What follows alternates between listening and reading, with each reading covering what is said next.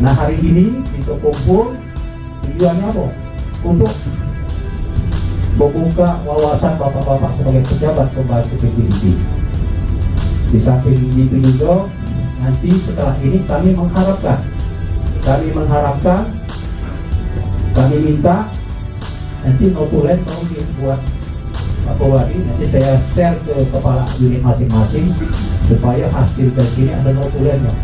Keluarannya 1 bulan setelah ini minimal bapak-bapak, ibu-ibu sudah masuk ke dinas kami informasi yang dikualitatif.